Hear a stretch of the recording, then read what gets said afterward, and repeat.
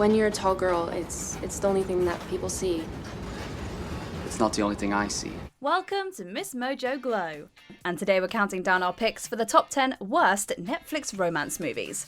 Number 10, Squared Love. Teachers and models. The two types of women with absolutely no overlap at all. Or at least that's what Squared Love would have you think. This terrible Netflix romantic comedy is about a frumpy teacher named Monica who leads a double life as a super glamorous model named Claudia. Enter Enzo, the love interest, who falls for both Monica and Claudia without realising that they're one and the same. Oh, and Enzo is also not who he says he is.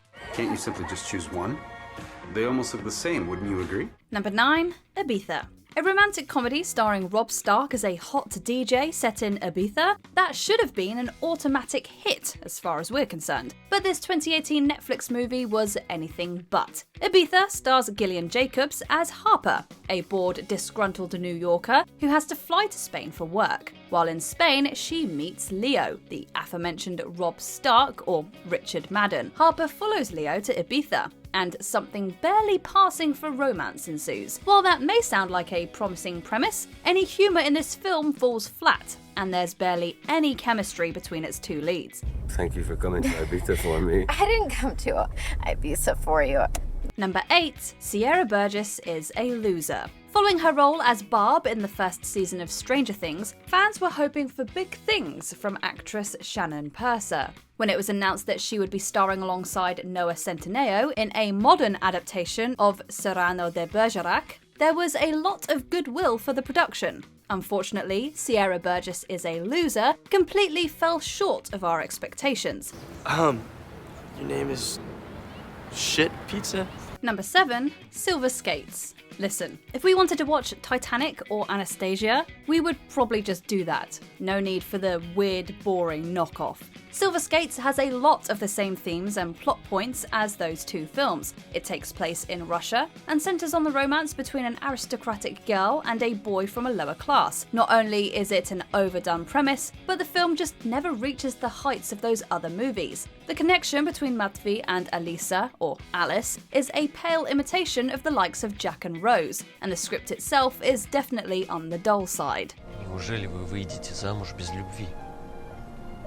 Number 6, Holiday in the Wild. You would think with charismatic stars like Kristen Davis and Rob Lowe as leads, you'd be able to make a pretty good holiday movie. And yet, Netflix managed to mess it up. Holiday in the Wild follows Kate, recently separated, and Derek. They're two polar opposites who end up falling in love in the wild, or Zambia, to be precise. You know what that is? What? Mistletoe. While that might seem like a pretty hard premise to fumble, the movie is way too cheesy, even by Netflix Christmas movie standards. Davis and Lowe are forced to muddle through really bad dialogue that keeps them from having any shred of chemistry. Number 5, Tall Girl. We have it on pretty good authority that Tall Girl does not speak for all tall girls. One of Netflix's later attempts at the teen comedy genre, Tall Girl really fumbles the bag. The story follows Jodie Crayman, the titular tall girl, as she navigates high school and the struggles of being tall. Everyone has different insecurities, and we're glad that Netflix wants to try and pay homage to all of those. But the way Tall Girl frames the struggles that come with being tall don't feel very lived in or fleshed out. They're perfectly okay being tall. For being about a very specific experience, it's one of the streaming service's more bland and generalised offerings. It did make for some great memes though. Number 4, To Each Her Own. This movie tries to do something interesting, but ultimately just didn't hit the mark. To Each Her Own follows Simone, a lesbian who is afraid to come out to her ultra-conservative family. Enter Wally, a charming man who Simone ends up developing feelings for, throwing her into a whirlwind of confusion over her sexuality. While the movie tries to offer up an inquisitive and intricate take on a young woman figuring herself out, it ends up not really knowing what to do with itself. It's not really funny, and doesn't seem to really care about Simone's sexual identity, using it as a simple plot point rather than an important part of her character.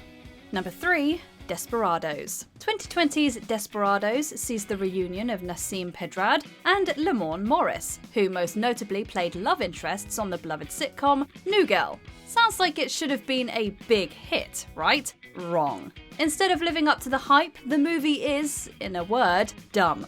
With nothing but gross-out humour and bad dialogue to offer, Desperados simply wastes the talents of its very capable actors. I was in a bit of a car accident. My phone's at the resort. Number 2, The Kissing Booth. Sometimes even the most popular Netflix films are still the worst. And even though they're the worst, sometimes they even spawn huge, successful franchises. So is the case with 2018's The Kissing Booth, which explores an enemies to lovers narrative between high schoolers Elle and Noah. You're crazy. I'm crazy about you, Elle.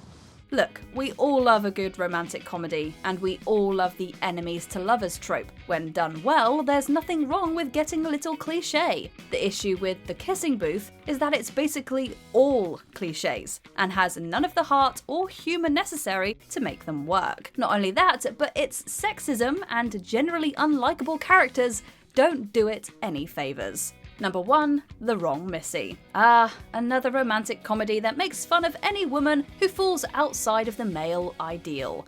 You'd think by now we would have moved past that a little. But The Wrong Missy proves we haven't, not by a long shot. Starring David Spade, the film follows a man named Tim who meets a beautiful woman named Melissa and asks her to go to Hawaii with him. To be continued. Yeah, for sure. However, after a case of mistaking phone numbers, he realises he has invited a different Melissa, nicknamed Missy. Unlike the first Melissa, this Melissa is a little too much of an oddball for Tim to handle. The film is crass, sexist, and dumb, not offering much empathy to any of its characters, least of all Missy.